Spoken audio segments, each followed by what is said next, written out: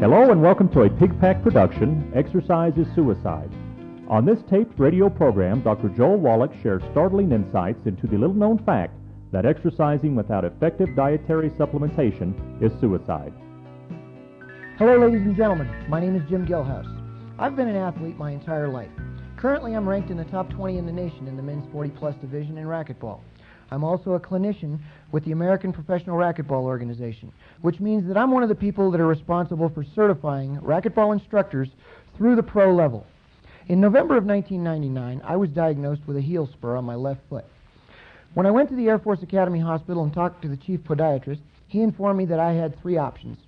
I could live with it, I could have surgery and there was no guarantee that it wouldn't come back, or I could take a shot of cortisone lidocaine about once every 6 to 8 weeks. Considering the pain I was in, I opted for the shot so I could at least get around. Because at that point, if I spent an hour playing racquetball, I couldn't walk for 3 days. At that point, I was exposed to a tape of the gentleman you're about to hear, Dr. Joel Wallach. After listening to the information on his tape, I decided to try the products from American Longevity. After doing so, the pain from my heel spur went away on its own after as little as 3 to 4 weeks, and I'm happy to say that I'm actively competing again, and currently I haven't lost a tournament in the men's 40-plus this season in the state of Colorado, and I'm currently ranked in the top 20 in the nation, as I mentioned before. And on behalf of all of us with American Longevity and the person that gave you this tape, I'd like to invite you to sit back and enjoy the next 30 minutes while Dr. Joel Wallach enlightens you with his wit, wisdom, and humor. Welcome to Health Talk 2001, the program designed to deliver cutting-edge advances in health, longevity, and athletic performance into your living room. Today, it's my great pleasure to introduce to you a man who has been so far ahead of the pack that if I said he was cutting edge, I'd actually be insulting him for being slow. This is the man who taught us that ulcers could be treated through antibiotics, that kidney stones were actually a calcium deficiency, that rheumatoid arthritis was an immune problem that, again, could be treated with antibiotics. All these are mainstream strategies today, but 10 or 20 years ago when Doc started, it was very avant-garde, in fact, probably heresy. I want to get into today Doc's newest statement, which is exercise without supplementation is suicide. And Doc, this is a very intriguing concept, but you know, down through the years you've had so many things be proven right time and time again. I guess my first question to you is, are you the Sherlock Holmes of healthcare? Or? I like to think so. I think that's probably a pretty kind description of what I do. And of course, the thing that made Sherlock Holmes famous was the fact that he would say just the opposite of what Scotland Yard was saying, and he was always right. And I'd say you hit the nail right on the head. I like to be a Sherlock Holmes. Well, what got you onto this line of thinking, especially with the athletes? Right now, everybody's telling folks to exercise, so are they just putting their head in the noose? They're actually putting their head in the noose. They're actually cutting their life by 30, 40, 50 years if they exercise and don't supplement. Where I ran into this was about 50 years ago. People began to study what sweat was, and they were these little bitty articles in biochemistry journals, the makeup of sweat. And it was very interesting. Most people thought sweat was primarily just salt and water, but sweat contains everything that's in your blood. And as you sweat, the primary purpose, of course, is to cool your body, but you're also losing nutrients. You're losing amino acids, you're losing vitamins, you're losing major minerals, you're losing electrolytes, you're losing trace minerals, rare earths, and it's kind of a trickle charge, kind of like the toilet that just sort of runs a little bit, drip, drip, drip, and you get a water bill for $500 at the end of the month. It doesn't seem like much, but it does, in fact, cost you in health and longevity. And so about 25 years ago, because I was an athlete in high school and college, I played football and wrestled, and of course you sweat a lot in both those sports. And I only weighed 123 pounds and played middle linebacker and played offensive center. That's back in the old days when players played both offense and defense. And only at 123 pounds, I was very aggressive, but never got an injury. And all these big guys, 200, 240 pounds, were always getting injuries in their ankles and so forth. And the reason I didn't was because living on the farm, I was able to have access to trace minerals that we gave to calves. And so putting together practical experience and taking advantage of some, what was 50 years ago, esoteric research, you know, what's in sweat kind of thing, right. Put it together and came up about 25 years ago that you were, in fact, throwing your life away if you were exercising and not replacing the minerals you're sweating out. Wow. You know, it kind of reminds me back, I don't even know when this was, but all of a sudden jogging came up, and was it Bill Kick? Jim Fix. Fix, okay. They were close. Yeah, Jim Fix, spelled with two X's, F-I-X-X. And, of course, he died at 52. And he wrote all the books, Run Your Way to Health, Jog Your Way to Health. And there wouldn't be any running shoes. There would not be any Reebok. There wouldn't be any, what's the other one? Nike and... Just do it. Oh, Adidas, yeah. And yeah, wasn't it a number of them, of the runners, including him, just all of a sudden died? They all do. They all die suddenly. It's a pretty profound statement. All these guys are supposed to be healthy. They have 4% body fat. And what it is, they're sweating out all of their minerals, which protect them from various diseases, including ruptured aneurysms and including heart attacks. In fact, there was a long-distance runner who died in July of 2000. His name was Leonard Hilton. He ran the sub-4-minute mile 32 times, and he was a student of Jim Fix's and always praised Jim Fix and all his knowledge and training techniques. And Jim Fix died at 52, and Leonard Hilton, Jim Fix's student, died at 52. And it's pretty much what you're going to get. There has never been a professional athlete live to be 100. And if exercise in of itself was useful for health and longevity, there should be a lot of professional athletes living to be 100, not a single one, Craig. Wow. In fact, I heard, I think it might have been you that says a couch potato is actually living longer than these guys. Yeah, you're exactly right. That's me. I like to teach people the basic truth by saying something that's very provocative. That way they remember the concept, and obviously you've remembered the concept. But basically what I did, since there was lots of articles written by long-distance runners saying, hey, you guys, we can get high. We can make our own opium in our brain, and you can get drugged out running long distances here and get into la-la land legally, not worry about getting arrested or anything, just by running. You can lower your cholesterol by running. You can lower your body weight a couple of points. You can get your body percentage of fat down. There's all kinds of wonders to running, how healthy it is. It's good for the cardiovascular system. But it always kind of fascinated me. There was never anything that said athletes live longer.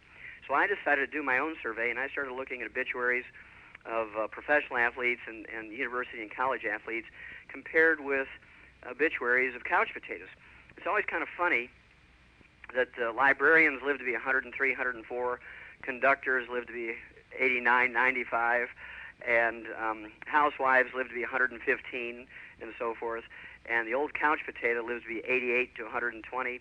And professional athletes, the average lifespan is 62 to 65.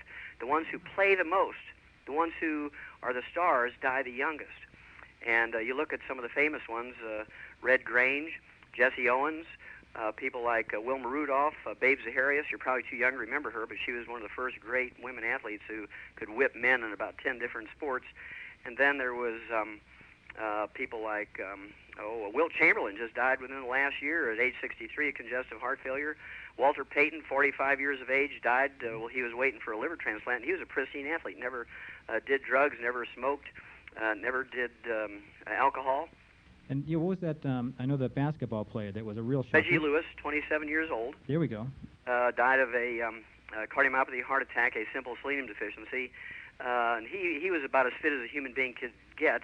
Then there was Sergei Grinkov, 28 years old, a two-time gold medal winner in figure skating. It's not just basketball players or track stars. You can be a figure skater and die young. You can be a boxer. You can be a baseball player. I have a lot of very famous baseball players: Babe Ruth, Lou Gehrig, Don Drysdale. I have all their obituaries. I actually have one. Was a pitcher for the San Diego Padres, and he was only 24 years old, and he was felled by a cardiomyopathy heart attack, and they were just shocked because he'd just come up from the minors. And wow. You're sweating and not replacing those minerals you're sweating out. You're doomed to have a lot of injuries and anything that might relate to mineral and nutrient deficiencies, and certainly you're going to shorten your life if you're not replacing everything you're sweating out. Wow, that's incredible, because I remember, particularly with Reggie, didn't he have what's called the dream team of cardiologists, and he died anyways? He had the dream team of cardiologists, so they paid these 12 cardiologists $1 million each to save him. And the interesting thing was, a year and a half after Reggie died, the captain, the chairman of the dream team of cardiologists, died at age 47 himself of the same disease, cardiomyopathy, heart disease, and he was a Boston Marathon runner. He'd finished the Boston Marathon 3 times, this physician, and died of the same disease at age 47. Can't these guys figure this out? Well, what happens is they hire these personal trainers, and they hire trainers, and they hire people who are nutritionists, and they're worried about their fat intake, and they're worried about strength training. They believe falsely that strength training is the answer for joint health. The more muscle you build up around a joint, the less likely you are to injure it. That's absolutely nonsense. Just ask Bo Jackson. You remember him? He was this great two-sports player, professional player in baseball and football, and he dislocated a hip joint and fractured the head of the femur, the ball part of the ball and socket joint, and they talked him into putting a artificial joint in, and of course he ran around like Chester from the old Gunsmoke days. I remember him. With that one leg, and he was a huge man. His thighs were bigger around to my chest. He was a big man. And so they said, well, why don't we even you out? We'll just take the good hip and we'll put in an artificial joint in there, and then you'll be Superman. Well, of course, after that happened, he hit a few baseballs, and that was about it. His career was done. But if he'd have been supplementing properly, these guys could play into their 40s and 50s. I've seen this happen. We have a lot of professional athletes who had to quit their sport after 8, 10, 12 years because of joint problems. We get them on our nutrient replacement programs, and just in 6 months' time, they're stronger and more fit and have more agility and flexibility than they were when they were actually playing. And they just shake their heads and they say, why didn't our high-priced $1 million-a-year trainers tell us this? And I say, well, they don't know it because they're reading from doctor-written nutrition books. They're reading from doctor-written sports medicine books. These folks just don't seem to have gotten the message yet. No, they haven't, because they make their money by doing joint replacement surgeries. They make their money by doing arthroscopic surgery. They make their money by removing meniscus. They make their money by repairing torn ligaments. And so that's what they're in the business of doing. They are not interested in preventing these injuries because they make their money by repairing them. Got it. And wasn't it Holyfield that actually was able to come back? Right, yeah. Evander Holyfield is kind of an interesting guy. He quit in one of his fights. I guess it was against Tyson. He just quit. He just couldn't go on because of his lack of strength. His heart began to give out. He had hypertrophic cardiomyopathy, heart disease. And through a mutual friend, actually a guy who lives across the street from Evander Holyfield, Andrew Young, you may remember the name. He was an ambassador to the UN. And we were able to save Andrew Young's knees. And Andy Young said, well, why don't I see if I can take the message of Evander Holyfield. And we got Evander Holyfield taking some selenium, and sure enough, we were able to get his heart going again through the selenium supplementation. Actually, a more complete program than that, but it included a special interest in the selenium part of the program. And as you see, he was able to come back and defend his title several times, and of course, he's been boxing, not necessarily to the level he'd want to be. He's lost the last couple of fights, but he's a remarkable athlete, and without that supplementation, he would have been finished a long time ago. Looking at your background, you have kind of a unique background to be talking about human nutrition, but I think it probably gives you an interesting perspective. I know you started as an ag major and went to veterinary school first, and then you did a lot of research for the human studies. No, I think the advantage that gives me, Craig, is that in animals, we don't have insurance. We don't have Blue Cross, Blue Shield, major medical, hospitalization, Medicare, and Medicaid. We don't have personal trainers. We don't have personal nutritionists. And so what we had to learn to do was prevent and cure diseases in animals with nutritional formulas, very economical to do it that way on a herd basis, put everything in their feed pellets. And that's why we have mouse pellets, rat pellets, hamster pellets, guinea pig pellets, rabbit pellets, duck pellets, goose pellets, hen laying mash, chick pellets, poult pellets, horse pellets, sheep pellets, and so on. And dog food canned and dried, cat food canned and dried. And every one of these rations is a perfect mix of every known nutrient necessary for these animals. And if we were to use a human healthcare type of system, especially the sports medicine system in animals, it'd be sticker shock for you. Your hamburger would cost you $275 a pound. Ouch. Just to pay for the healthcare. And so I decided to take the same concept that we did for animals, where we have special diets for animals with heart disease, kidney disease, intestinal disease, liver disease, eye disease, and so on. These diets are formulated so the animal can't pick out what they want. It has everything in there necessary to focus nutritionally on that particular organ or organ system. And I just said, well, if it works in animals so well, which it does, why wouldn't it work in people? And so about, I'd say 1978, after trying from 64 to 78, which is what, 14, 15 years, I'd written my scientific articles and books and lectured to doctors, and I couldn't get doctors interested in the concept. They'd pat me on the back and say, oh, it's very interesting, but that's in animals, not people. So I went back to school and became a physician and began to use these preventative and treatment concepts with nutrition like we did in animals, and certainly the concept works like a charm in people just like it does in animals. I think that's maybe why the gentleman that told me about you said, talk to Doc Wallach, he may treat you like a dog, but you'll get better. That was a little thing that my patients came up with, because I used to hang my veterinary degree on the wall next to the medical degree, and patients, they come in, their eyes would get real big. But after a while, they kind of realized where I was coming from, and they'd start with a joke telling their friends, hey, if you're not happy with what your doctor's doing for you, go see Wallach. Now, he'll treat you like a dog, but you get better. Dr. Wallach, talking about athletes, we've talked about a lot of the professional athletes. How about the younger ones, high school, college players? Are they at risk just the same way? Oh, absolutely. According to the Center for Disease Control out of Atlanta, Craig, 100,000 young athletes under the age of 30 drop dead each year while they're training, exercising, or participating in a sport. 100,000. Good Lord. U.S. That's an epidemic. Yeah, it's an epidemic, absolutely. And I think that has increased. That's an old figure. I saw some figures earlier this month which said that the death rate from sudden heart attacks in young athletes has actually gone up by 10% in the last year. And so, there's no nutrients of any value in Pepsi-Cola, Coca-Cola, Dr. Pepper, Gatorade, and so forth, and water, just plain water. And so we have a problem here that these young athletes are wanting to excel, wanting to get scholarships, wanting to get into the pros, and as a result, they train hard. They do all the right things. They do what their trainers tell them to do. They just don't supplement properly, and as a result, there's a lot of these kids who are really professional-level quality athletes, even when they're in junior high and high school. These kids will get injuries that will kill their career. And there's nothing worse than these people training these kids, getting them up to the point where they are really superstars, and then a knee blows out, or they tear an Achilles tendon, or they get a shoulder injury, they get a back or neck injury, they get a finger injury, and they're pretty much done, and their whole life is ruined because their whole life was focused on these athletics. And these kids also have a high rate of depression and suicide because their whole life has been built around being the superstar of the neighborhood and the school, and then they have a very high rate of suicide. In fact, suicide in high school athletes is the single biggest cause of death in the high school athletes. Wow, that's astonishing.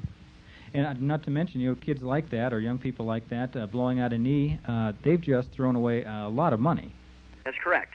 Not only the investment they've already put in, but paying forward, so to speak, their future investment in their life, because they know when they excel and so forth and have all these benefits of the training, and they have just natural talent. It's really a shame. And so I do make an appeal to the parents and coaches and trainers out there who might be listening to call your toll-free number, get the information, and give these young athletes a more complete replacement program so they won't get injured. If they do get injured, if you run into a wall, you're going to get injured, but you can repair quicker. The likelihood of injury is very, very slim, just simply by replacing everything you're sweating out. Got it. People listening to this, a lot of folks, when we're talking about nutrition especially, will say, well, how long do I need to take these sort of things? What I tell them, Craig, is you take all these supplements properly until you stop using oxygen. Got it. Got it. There's a reason for that, and that's because our food does not contain these nutrients, and no matter how well you eat, you could spend $1 million per meal, and you're still not going to get everything you need by eating. And so you do have to consciously supplement whether you sweat or not. But if you sweat, you're really obligated to do it in a very, very intense way. Calcium deficiency, from everything that we've talked about in the past, seems to be, again, used to use the word epidemic. And wasn't that what kind of got your attention at one point in time with twitching eye or something, if I remember the story? Yeah, my personal story was, of course, as a kid, I was a teenager, 14 years old, and my eyelids would twitch so bad. You could actually hear them making a noise, clicking. And wow. I asked my mom what it was, and she didn't know, and she panicked because she could see my eyelids jerking. It looked like I had some kind of electrical thing on there. My eyelids were just twitching. It looked awful. And she took me to an eye doctor in St. Louis. Had to drive 80 miles to St. Louis to go to one of the top eye doctors.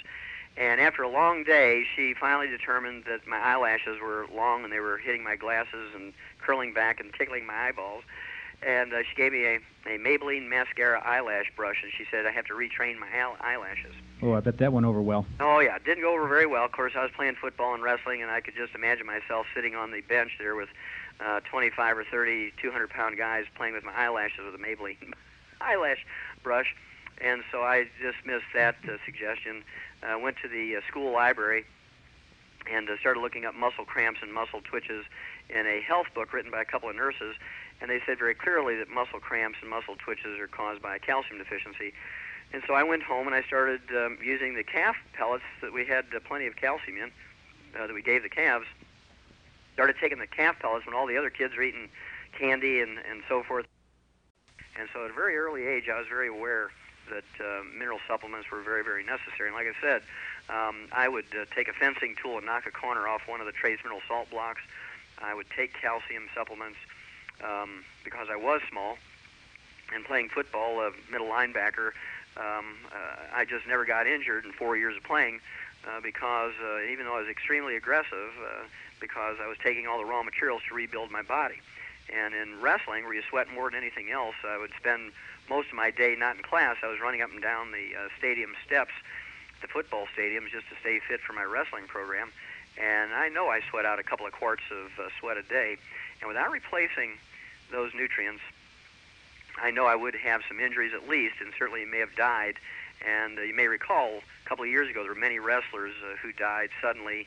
Yes. Tried to blame it on some of the supplements they were taking, but basically they were wearing rubber suits and trying to lose 5 or 10 pounds to get down into a lower weight class, and they just sweat out all their nutrients and died suddenly from that.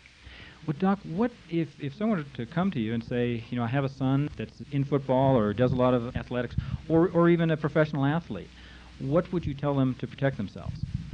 Well, basically what they have to do is take a good basic supplement program that gives them all 90 essential nutrients plus the raw materials to develop properly and maintain and repair cartilage, ligaments, tendons, connective tissue, bone matrix, lay down the minerals necessary for a healthy and happy bone. I like to use the Pig Pack by American Longevity. It has all 90 essential nutrients in it. Also, instead of just using water or Gatorade or one of the soft drinks as a fluid replacement as they're sweating before, during, and after the events in the training session, American Longevity also has a sports drink called Sports Tech. It has amino acids, vitamins, electrolytes, major minerals, trace minerals, and rare earths in it, plus 3 time-release energy sources. Tastes very good, and it's a concentrate. You put an ounce of this Sports Tech into a quart of water, a liter of water, and sip on that. You're going to trickle charge everything back into your system that you're losing as you sweat. And not only will this athlete reduce their risk of death and injury, but also their stamina is going to go way up. They will be much stronger in the third and fourth quarters. They'll be much stronger in the long-distance races in that last lap. They're going to be much stronger in any event than the opponents. Excellent, excellent. So, Dr. Wallach, we've kind of looked at the problem out there. It's minerals seem to be the kingpin of what you're talking about, and it's funny because everybody talks vitamins. It's a good observation, Craig, because vitamins, if you work real hard, you can actually get vitamins out of your food because plants can take carbon out of the air and manufacture vitamin A and beta-carotene and all the B vitamins, C, E, and K. But plants cannot manufacture minerals. There's not a single function in your body that can take place without mineral cofactors. You cannot utilize oxygen. You cannot utilize energy. You cannot utilize vitamins. You can't utilize proteins. You can't utilize enzymes. You cannot utilize hormones. Nothing in your body will work without one or more mineral cofactors, and yet our foods cannot manufacture minerals like they do vitamins. And so over the years, I realized that the minerals were the limiting factor, and the lack of minerals were the limiting factor to long life, healthfulness, athletic prowess, and stamina. And I probably have known that since I was 14 years old, and certainly developed and collected a lot of information to back up that belief over the years. And basically, minerals are the limiting factor, and so you have to consciously supplement with them properly, especially if you're an athlete and sweating. The vitamins, even a blind hog will get an acorn sometimes. They supplement, fortify white bread, they fortify rice, they fortify chocolate bars, they fortify just about everything. What's this this document 264 you faxed over to me? Well, U.S. Senate Document 264 was actually published by the U.S. Senate in 1936, which is, 65 years ago now, something like that. And 66 years ago. So time's flying. And the U.S. Senate published this back in 1936, and it said at that time that there was no longer sufficient amounts of minerals in our farm and range soils to give us everything we needed. And as a result, the food plants that were grown there were minerally deficient. As a result, the animals and people who ate these minerally deficient crops got mineral deficiency diseases. And according to U.S. Senate Document 264, the only way to prevent and cure these mineral deficiency diseases was to supplement properly. And we've known this in 1936. That's back at the time when we began to supplement vitamins and minerals and trace minerals into animal feeds, and came up with mouse pellets and rat pellets and hamster pellets and guinea pig pellets and horse pellets and canned dog and cat food and so on, to assure them optimal amounts of all known nutrients. They couldn't pick out what they wanted. Unfortunately for human beings, we're left to TV advertisements and newspaper advertisements and magazine advertisements and ignorant trainers who tell people, well, just drink Gatorade and just drink water and just drink Pepsi-Cola because we get good kickbacks from them. Doc, I tell you, this is incredible. In fact, I've got some young children that now, in the back of my head, I've got all these questions going through my head on how to make sure that they survive this ordeal of growing up and being athletes. But unfortunately, we are right down to the wire. We're going to have to ask you to come back in a few more days and maybe do this again. Love to do it, Craig. I want to thank you for being with us. This has been Dr. Wallach, National Lecturer on the Dead Doctors Don't Lie series, best-selling author, physician, veterinarian, and all-around good guy. Thanks for being with us. This concludes the radio program Exercise is Suicide, a presentation of Pig Pack Productions, all rights reserved.